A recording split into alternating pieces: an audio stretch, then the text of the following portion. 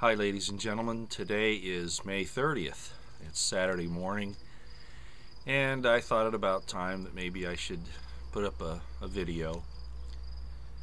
You know, I try to spend some of these videos in a spiritual sense, and I think you've noticed that I usually have a spiritual message intertwined somewhere within my comments on what I see happening.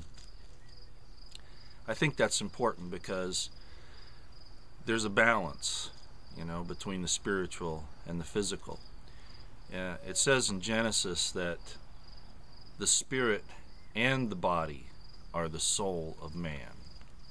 And it says that elsewhere as well.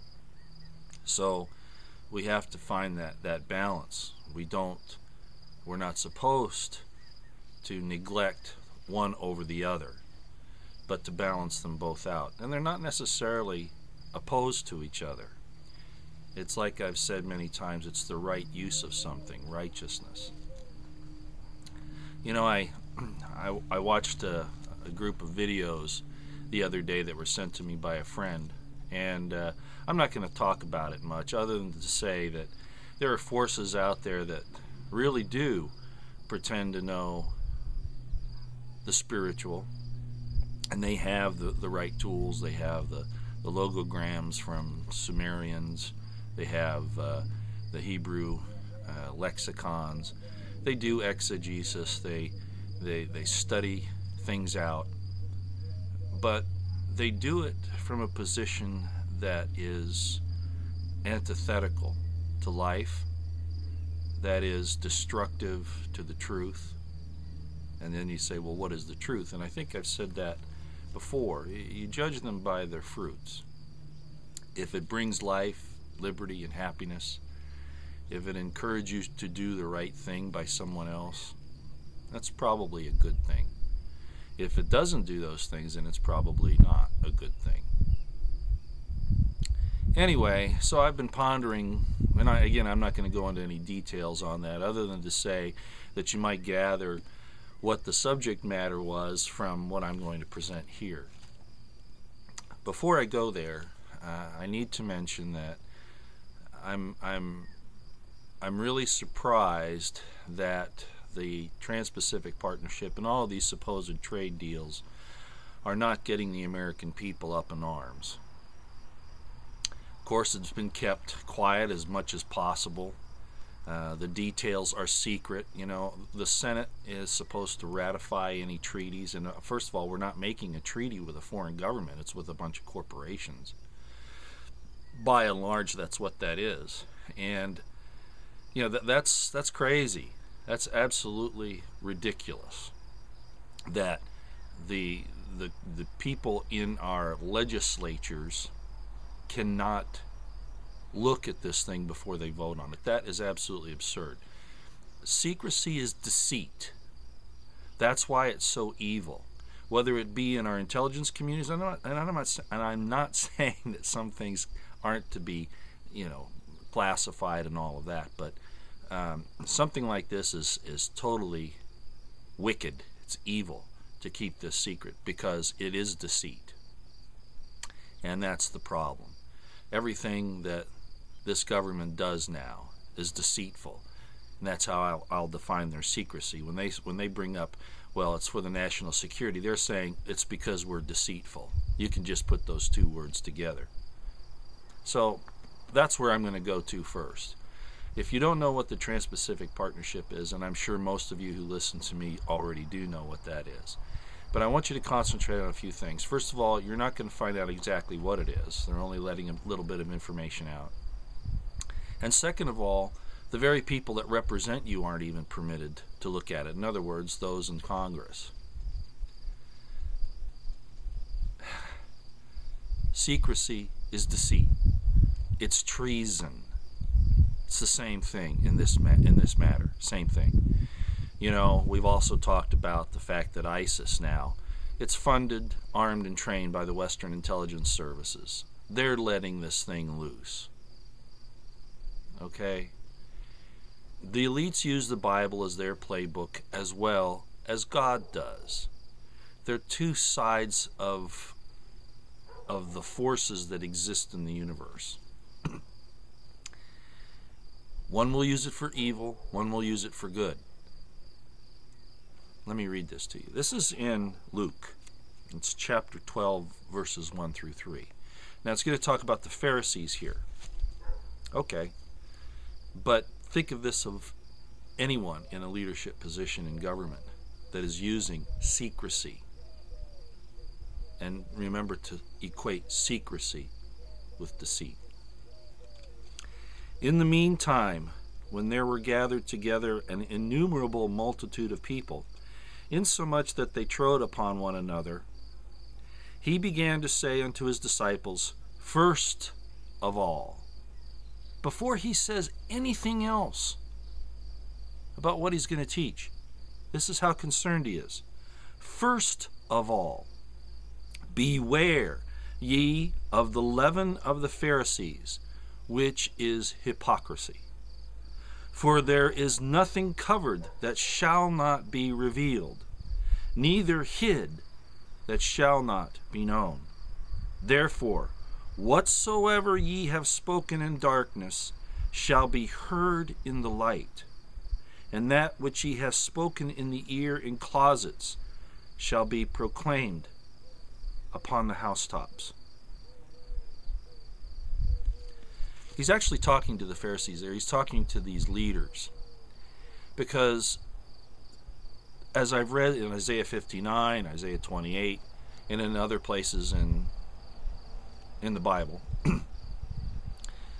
this evil spiritual force is doing things in secret for deceiving the people, for their ultimate destruction. First of all, to rob them of all their substance, even their good spirits, to turn them from the desire for good to the desire for evil, even reveling in it, running to the evil.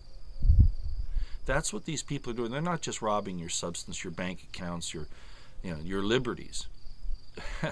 They're robbing your consciences. They traffic in the souls of men. That's how evil this is. And the TPP is just an example of that.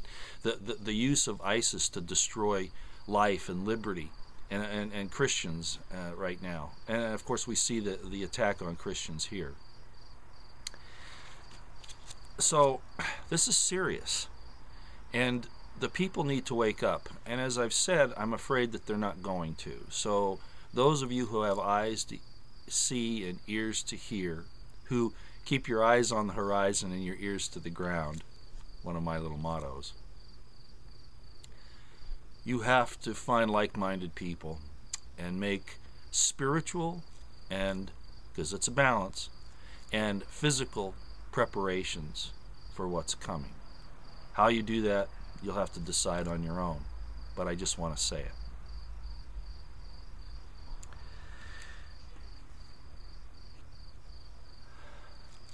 Another subject.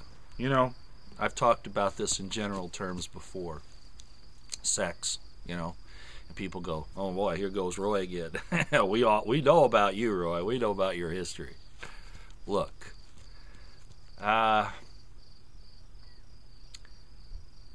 there's a disagreement over who, in the spiritual sense, brought sex here to this world. It's not just in humans, it's in almost everything. There are a few species that don't participate in it as far as a male and a female separate. They morph, so to speak, on their own. But that's the exception rather than the rule.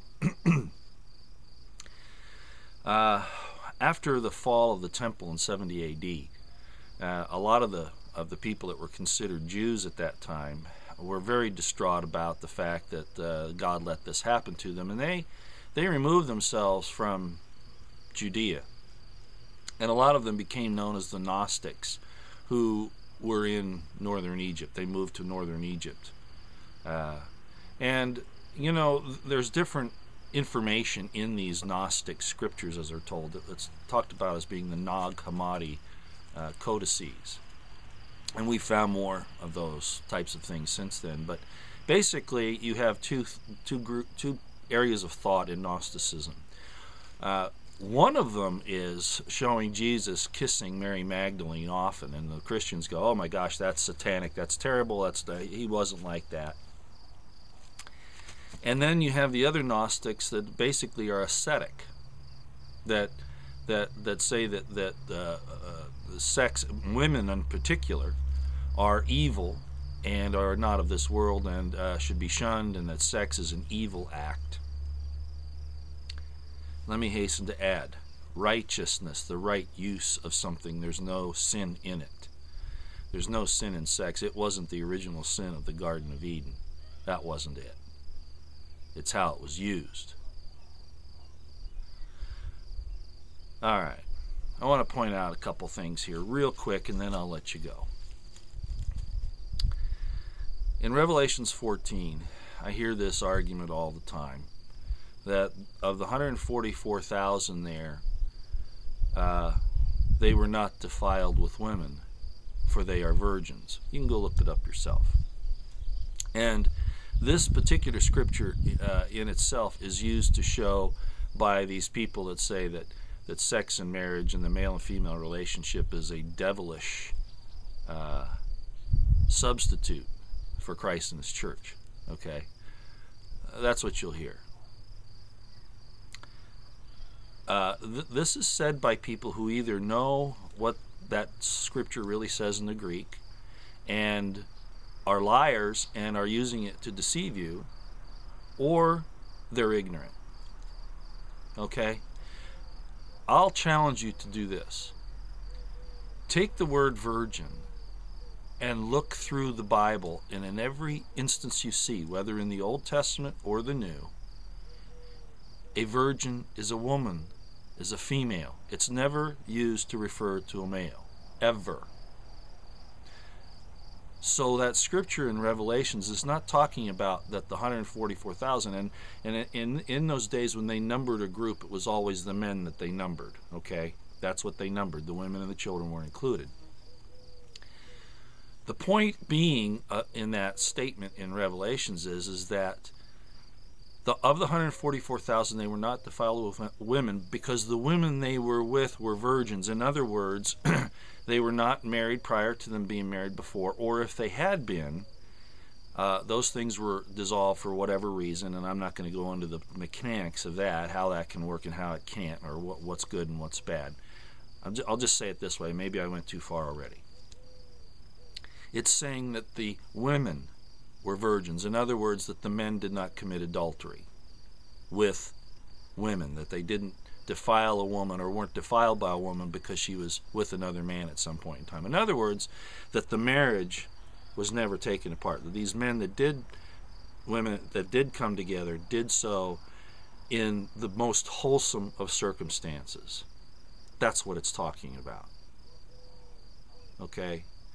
I'll challenge you to do that. I'll just leave it for you. Go find one instance anywhere in the scriptures, in the Judeo-Christian scriptures, where a virgin is referred to a man. It never happens. Okay? In the Old Testament, the normal word when the virgin name comes up is Bethula. Bethula.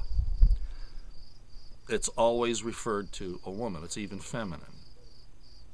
In the New Testament, the word is normally, there are exceptions, but they all do the same thing, Parthenos. And it means a maid, a virgin. And in Old Testament times, it didn't necessarily mean even that the woman didn't have sex at some point in time. It really means that she didn't have a child yet. That's really what it came down to. There were some other stakes that were set up, but that's basically what it means. So where am I going with this? The creation of the male and female relationship was of the best source. It was of the holy source of God.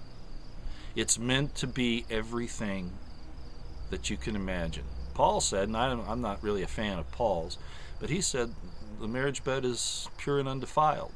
In other words, whatever the husband and wife do together, however they decide to make love to each other, is perfectly fine. Almost expected. Hopefully love's there.